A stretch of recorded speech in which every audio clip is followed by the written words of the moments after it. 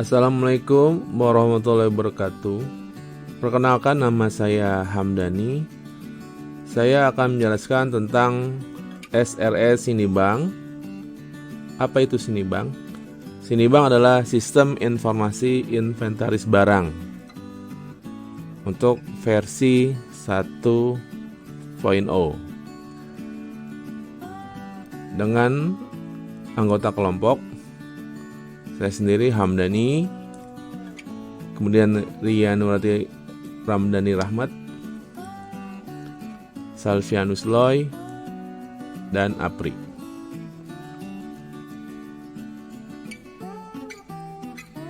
Kita lanjut ke Project Carter.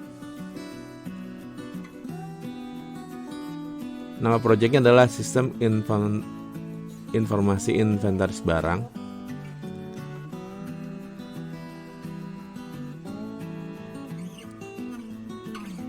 Dimulai dari 17 Maret 2021, kemudian selesai 17 Juni 2021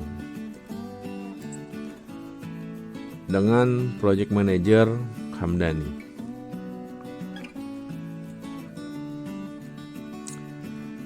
Kemudian Project Objektif. Program ini namanya adalah Sinibank, Sistem Informasi Inventaris Barang.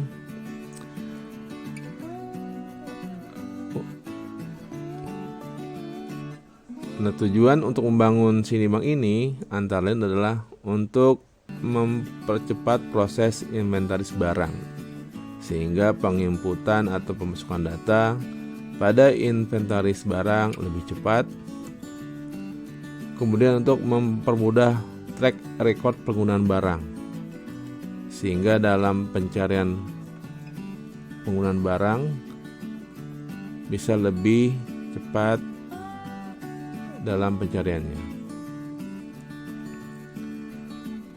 Kemudian juga untuk memberikan pelayanan yang terbaik kepada pengguna dan untuk mempermudah dalam pembuatan laporan inventaris barang.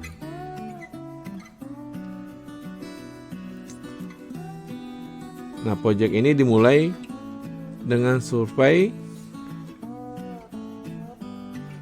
kepada pimpinan perusahaan dan juga kepada para pengguna dari Sinibank ini. Kemudian kita mengumpulkan data, dan data yang seperti tadi kita kumpulkan. Kemudian kita melakukan analisis kebutuhan hardware dan software yang akan diimplementasikan ke dalam program Sinibank ini.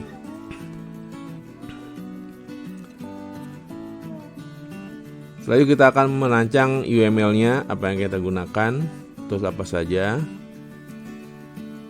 Selanjutnya kita akan merancang untuk user interface dan user experience untuk tampilan website, sehingga akan mempermudah dalam penggunaan website Sinibank, sehingga user lebih familiar terhadap program Sinibank.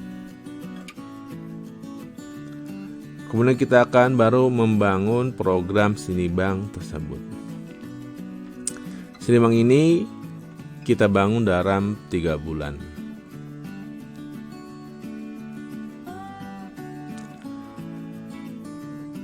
Nah, customer yang kita layani adalah PT Global Solution.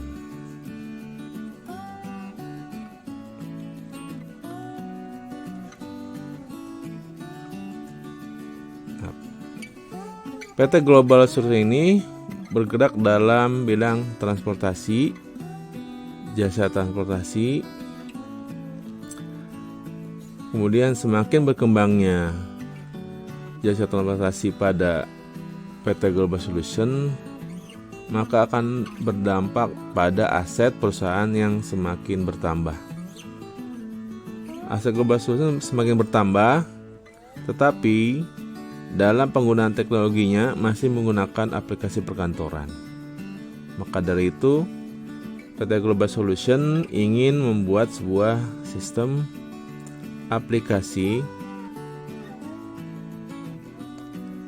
yang menjembatani antara kebutuhan karyawan terhadap barang dan penggunaannya, sehingga dapat optimal dalam penggunaannya.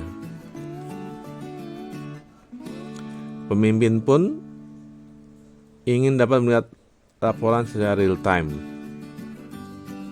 sehingga dibuatlah aplikasi Sinibank.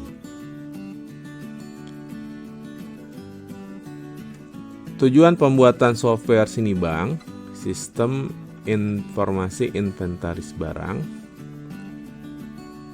pertama adalah untuk membuat sistem informasi inventaris barang yang dapat memenuhi informasi yang cepat, tepat, dan akurat dari penggunaan inventaris barang PT Global Solution. Yang kedua, untuk merancang sistem inventaris yang sesuai dengan permasalahan dan sesuai dengan kebutuhan PT Global Solution. Yang ketiga, tujuannya untuk merancang sistem inventaris yang dapat mengontrol dalam penggunaan barang, sehingga penggunaan barang secara cepat dan tepat juga akurat. Yang keempat, tentu dapat mempermudah dalam pembuatan laporan. Kemudian Sinibank ini mempunyai 3 user. Yang pertama adalah pimpinan.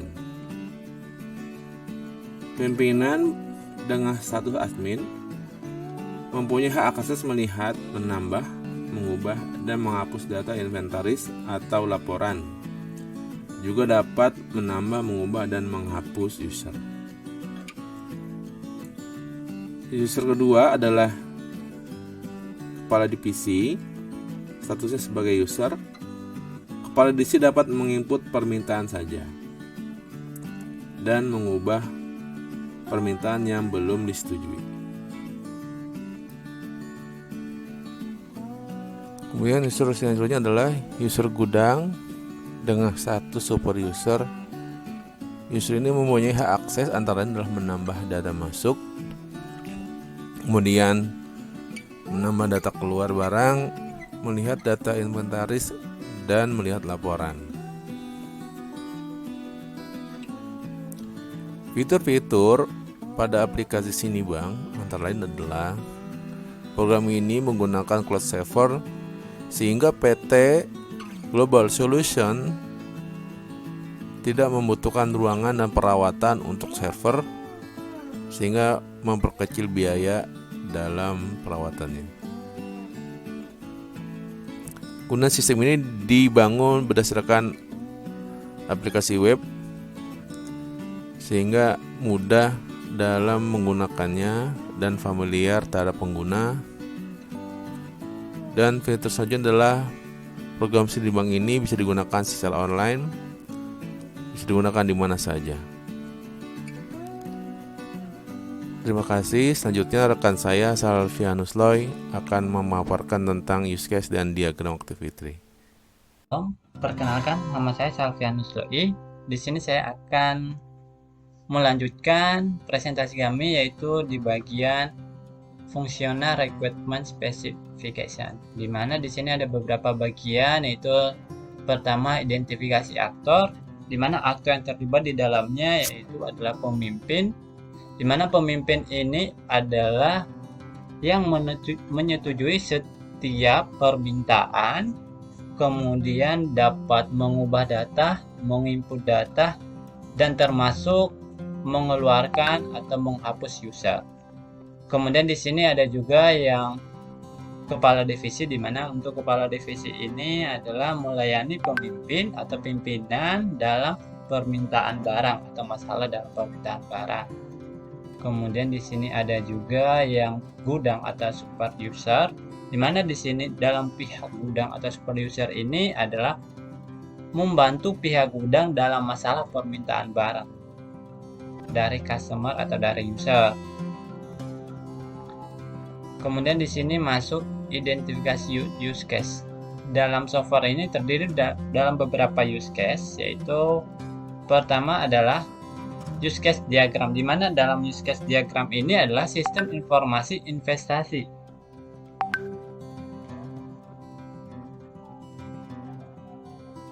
Masih investasi, di mana di sini kita dapat melihat sistem investasinya yaitu kepala divisi, yaitu untuk memberikan permintaan barang. Kemudian di sini ada pemimpin, yaitu pemimpin itu adalah dapat mengelola user, verifikasi, laporan, termasuk pencetakan laporan. Kalau untuk bagian gudang yaitu kelola barang masuk, kelola barang keluar, dan kelola data pemeliharaan. Dan di sini juga dalam pemimpin yaitu pada saat masuk, yaitu dia bisa login, bisa logout, dan lupa password. Termasuk dengan kepala divisi, berikut juga dengan gudang. Kemudian di sini kita akan masuk yaitu activity diagram. Untuk menjelaskan secara detail fungsi masing-masing dalam sebuah use case atau dalam sebuah diagram atau dalam sebuah wacana, sistem usulan itu ada beberapa bagian, yaitu activity diagram logging.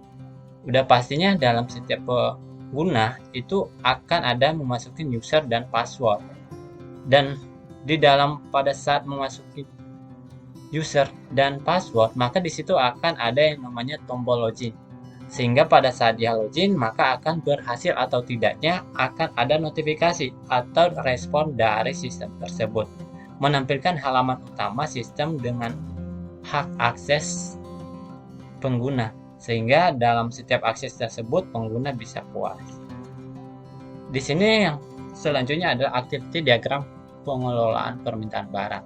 Di dalam pengelolaan permintaan barang ini yaitu ada kepala divisi, di mana kepala divisi dapat menambahkan permintaan barang, menampilkan form tambahan data permintaan barang, kemudian menginput permintaan barang, termasuk yang nantinya itu sistem penampilan notifikasi dalam permintaan barang jika berhasil disimpan. Kemudian di sini ada activity diagram pengelolaan data user. Di dalam aktivitas pengelolaan data user ini yaitu yang berperan adalah pemimpin, di mana pemimpin itu dapat menambahkan data user, menampilkan form tambahan data user, menginput user, menekan tombol simpan untuk menyimpan data, sehingga data user tersebut tersimpan dalam database sehingga sistem menampilkan notifikasi data user berhasil disimpan. Kemudian selanjutnya ada activity diagram verifikasi, di mana dalam activity diagram verifikasi ini masih pemimpin, yang dimana di sini pada saat pengguna atau user membuat sebuah data atau permintaan, maka di sini pemimpin akan merespon, di mana jika disetujui pada data permintaan barang, menyerahkan nota permintaan barang yang sudah diisi, terima nota permintaan barang yang sudah diisi, kemudian input pemakaian barang, dan terakhir adalah terima barang. Di mana di sini selanjutnya ada activity diagram kelola barang masuk, di mana di sini ini yang berperan dalam aktivitinya ini atau barang masuk adalah pihak gudang, di mana pihak gudang dapat menambahkan data barang masuk, kemudian menampilkan form tambahan data barang masuk, menginput data, menyimpan, kemudian setelah menyimpan maka dia akan mendapatkan notifikasi bahwa data barang masuk tersebut berhasil disimpan. Selanjutnya kita masuk di activity diagram barang keluar, di mana di sini masih pihak gudang, di mana pihak gudang dapat menambahkan data keluar, menampilkan form tambahan data barang yang keluar, menginput berapa jumlah barang yang keluar, sehingga pada saat menginput setelah itu menyimpan data tersebut sehingga bisa tersimpan sebagai pegangan bagi pihak gudang agar bisa mendapatkan data yang akurat, sehingga pada saat data tersebut sudah tersimpan, maka akan ada notifikasi bahwasanya data tersebut sudah tersimpan. Kemudian di sini masuk ke activity diagram kelola data pemeliharaan.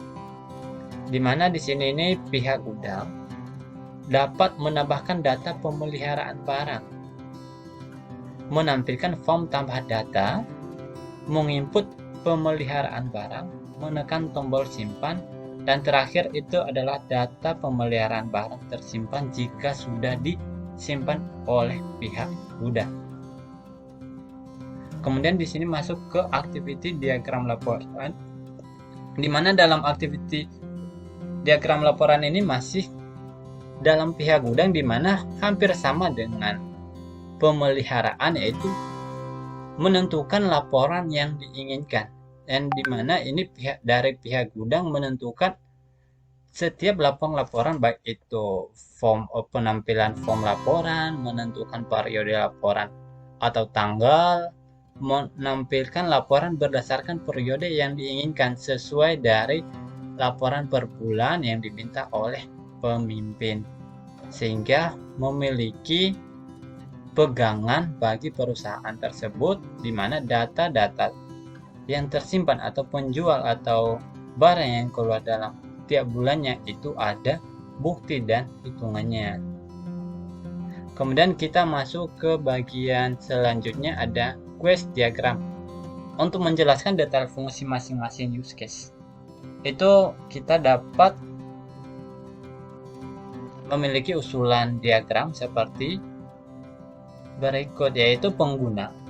Pengguna itu adalah dapat menginput user atau password, kemudian dia masuk ke halaman login. Pada saat dia masuk ke halaman login, maka itu akan ada namanya proses login. Kemudian pada saat sudah proses login, itu akan masuk ke user dan halaman sesuai hak aksesnya, sehingga nanti yang terakhir, jika memang ada kesalahan password yang diberikan oleh pengguna, maka akan ada tulisan salah password, sehingga pengguna tersebut bisa memasukin password yang benar, sehingga hak aksesnya bisa digunakan dengan baik. Kemudian di sini ada pengolahan data permintaan barang, di mana dalam permintaan barang ini adalah kepala divisi, di mana kepala divisi itu menginput permintaan, update, dan termasuk delete permintaan barang, di mana dalam menu permintaan barang tersebut terdapat proses, permintaan, dan terakhir itu adalah tampilan hasil dari update data yang sudah dimasukkan oleh kepala divisi. Kemudian ada pengelola data user. Untuk pengelola data user ini, seperti yang saya sampaikan di awal, itu adalah tugas pemimpin, di mana pemimpin itu dapat mengelola data user, di mana dengan cara menekan tombol utama, kemudian mengelola update. Jika memang pemimpin tersebut ingin mengupdate data usernya, maka itu dia dapat mengakses, kemudian dapat mengecek data, memproses data. Jika memang pemimpin ingin menambahkan data user tersebut atau pengguna tersebut, maka pemimpin dapat menambahkannya atau mengubahnya, bahkan menghapusnya. Jika semuanya itu sudah berjalan, maka ketiganya akan ada informasi tampilan.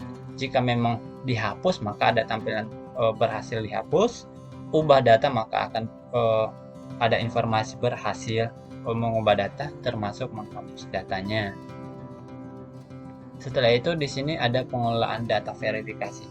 Dalam data verifikasi ini yaitu masih pemimpin, di mana pemimpin dapat mengelola barang masuk, kemudian menampilkan setelah barang masuk itu sudah diverifikasi, sudah dicek oleh pemimpin dan disetujui, maka itu akan ada namanya itu proses dari pemimpin, sehingga pada saat sudah disetujui maka akan ada update, di mana update tersebut permintaannya disetujui, sehingga pada saat disimpan datanya maka tampilannya akan berhasil, di mana tampilannya akan ada tulisan berhasil di update atau berhasil proses seperti itu atau disetujui.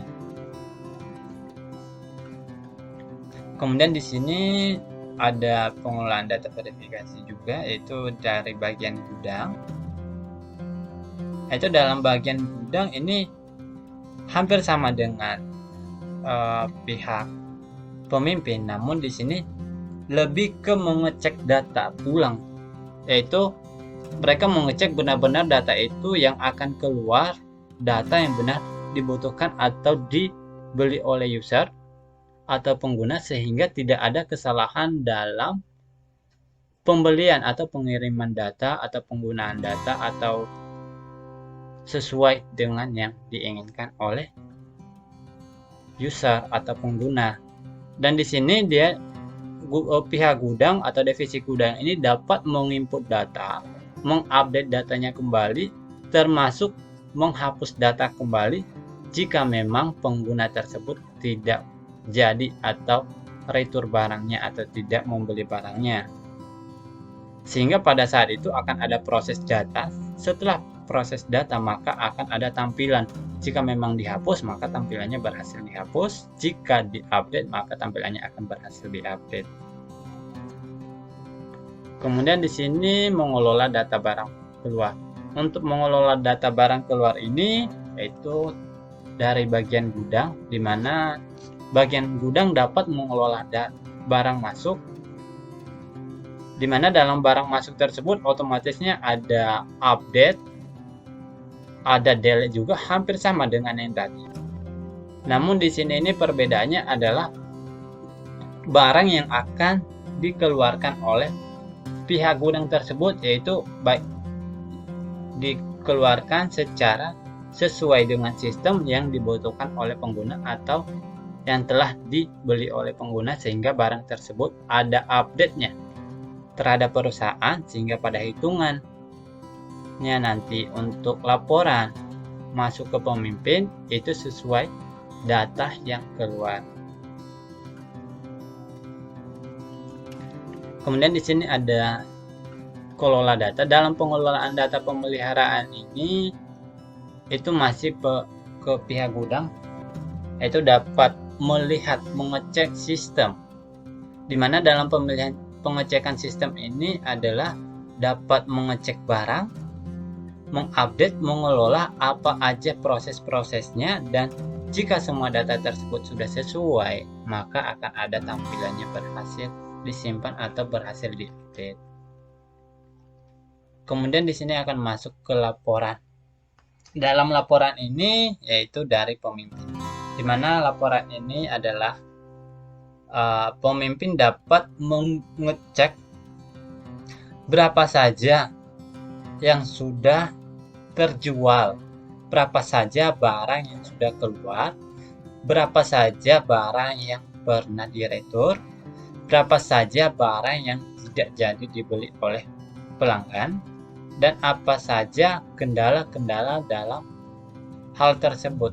Di dalam laporan tersebut maka semuanya akan tampil, baik itu laporan pengeluaran barang masuk termasuk dalam barang keluar, sehingga pada saat dicek semua data-data tersebut akurat, sesuai dari pengeluaran, sesuai dari pembelian pengguna, dan sesuai dari data yang telah diinput oleh pihak gudang. Kemudian di sini ada kelas diagram. Di dalam kelas diagram ini kita bisa dapat melihat, yaitu pertama adalah barang. Dalam barang tersebut di sana ada barang masuk, ada pemeliharaan, ada barang keluar, kemudian ada barang keluar, ada persetujuan, dan ada user. Di mana di sini ini saling keterkaitan. Di dalam barang tersebut otomatisnya ada 3 jenis, ya. Ada 4 jenis, itu barang keluar, barang masuk, pemeliharaan, dan termasuk barang keluarnya lagi. Gitu. Kemudian di sini ada persetujuan. Persetujuan ini adalah yang dari pemimpin, di mana persetujuannya pada saat barang keluar maka pemimpin harus tahu barang tersebut keluar berapa, harganya berapa, dan pembelinya siapa. Kemudian di sini ada user. Ada user ini adalah pengguna yang menginginkan barang tersebut. sehingga pada saat pengguna atau user mainkan barang tersebut, pihak pemimpin atau pihak gudang atau pihak dari perusahaan memproses data tersebut sehingga setelah disetujui oleh pemimpin maka barang tersebut bisa dikeluarkan.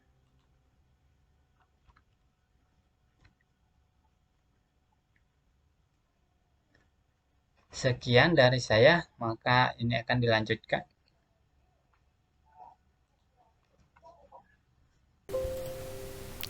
Halo, Assalamualaikum warahmatullahi wabarakatuh. Sebelumnya, perkenalkan dulu, saya Rianwari Ramdhani Rahmat. Di sini saya akan melanjutkan presentasi dari teman saya terkait penjelasan mengenai SRS Sinibank, program Sinibank atau sistem inventaris barang. Di sini saya akan menjelaskan atau mempresentasikan mengenai poin non-functional requirement. Di non-functional requirement ada 4. Yang pertama, usability requirement.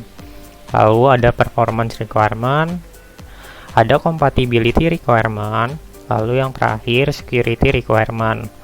Langsung aja kita akan bahas satu persatu ya. Oke, yang pertama usability requirement, persyaratan kegunaan pembuatan software. Yang pertama, pada warna yang digunakan dalam desain web ini harus menarik. Lalu yang kedua, font yang digunakan untuk desain antarmuka pengguna harus seragam. Lalu yang ketiga, navigasi yang mudah lebih disukai untuk melakukan tugas apapun. Yang keempat, untuk kembali ke halaman home dari halaman mana saja harus tersedia. Jadi si button untuk balik ke halaman home itu dari halaman manapun, di mana aja ada ya. Dan kelima, label semua objek di seluruh sistem harus dalam bentuk yang dapat dipahami. Seperti icon atau tombol, bentuknya harus gampang dipahami ya, enggak yang aneh. Yang terakhir, ada tersedia logo perusahaan di setiap halaman. Nah, ini juga cukup penting, yaitu logo perusahaan sebagai identitas harus bisa tertampilkan ya di halaman mana aja. Lalu next itu ada performance requirement. Itu persyaratan kinerja pembuatan softwarenya. Waktu memproses data pada database paling lambat 5 detik. Oke, selanjutnya ada compatibility requirement. Persyaratan kompatibilitas pembuatan software. Jadi maksudnya ketika ingin menggunakan software ini, syaratnya apa aja sih nih? Sistem operasi Windows 7 dan versi lebih tinggi. Jadi harus kompatibel ya si software sama minimal Windows 7. Jadi kalau si user pakai Windows 7, si programnya kompatibel. Sistem operasi Windows 7 dan versi lebih tinggi tentu saja. Itu Windows 8 atau Windows 10.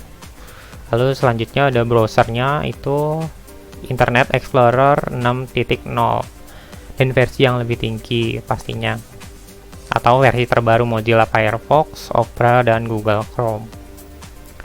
Oke, next itu ada security requirement atau persyaratan keamanan pembuatan software ini. Yang pertama, data harus dienkripsi selama login dan saat melakukan transaksi. Hal yang kedua, ada server tempat basis data berada harus memiliki keamanan sendiri untuk mencegah akses yang tidak sah. Yang ketiga, server tempat aplikasi berada harus memiliki keamanannya sendiri. Pemeriksaan otorisasi dan autentikasi harus dilakukan. Oke, cukup sekian dari presentasi dari saya. Selanjutnya akan dilanjutkan oleh teman saya Apri mengenai pembahasan rancangan layar dan implementasi desainnya. Oke, assalamualaikum warahmatullahi wabarakatuh. Ya, selamat malam semuanya. Saya Pri. Saya akan melanjutkan presentasi dari teman saya tadi. Jadi saya dalam kelompok ini saya membahas rancangan sebuah layar. Di sini ada front end, layar dari tampak depan dan tampak belakang nantinya ada juga. Di sini ada header, home seperti biasa. Nanti kita ada pilihan login nih, masukin username, password, dan login. Kita ada logonya. Ya, seperti biasa kita kalau temuin di web atau aplikasi selanjutnya. Setelah itu ada nih, saya bilang tampak belakang, tampak akhir. Di sini juga sama. Setelah kita masukkan login tadi, di sini ada pilihan logout atau admin. Kebetulan di sini kebetulan saya memilih untuk verifikasi permintaan, dan dia akan apa yang kita ketikkan, kita pilih bakal menjadi sebuah teks nanti. Dan sebenarnya juga yang ketiga juga verifikasi pinjaman, verifikasi permintaan itu berarti nanti dia apa yang kita minta nanti kita bakal ketik sendiri di sini. Setelah itu di sini juga ada sama juga versi permintaan, dan sebenarnya juga karena di sini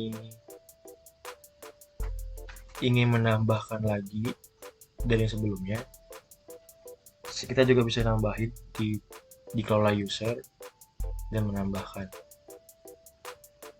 Setelah itu bagian selanjutnya juga ini adalah laporan barang masuk. Barang itu masuk ke dalam laporan barang. Jadi yang udah masuk, yang udah pernah kita buat, karena ada masuk ke sini jadi kata-katanya. Terus yang permintaan barang juga apa yang kita ketik sebelumnya juga bakal masuk ke sini. Setelah itu kalau mau lihat detail barang, ada pilihan detail barang juga. Dan di sini juga nanti berbeda gudang. Karena kan sini termasuk kita udah masuk dalam suatu tempat. Kita akan melihat stoknya dan beberapanya, sisanya. Setelah itu implementasi antara buka sistem. Ini contohnya kalau sudah jadi kayak tadi saya bilang, gambarnya, desainnya, login, terus ada permintaan barang. Seperti juga sama kayak tadi, ini kalau misalnya kita menambahin barang, bisa menambahin jumlah, justifikasinya, terus sama admin pimpinan itu bisa mengetahui sistem inventaris barangnya yang ada dalam suatu perusahaan. Terus ada halaman admin kelola. Kita ada juga sama, ini kelola user, jadi nama kita itu ada di sini dan kita bisa nambah atau mengurangi barang tersebut.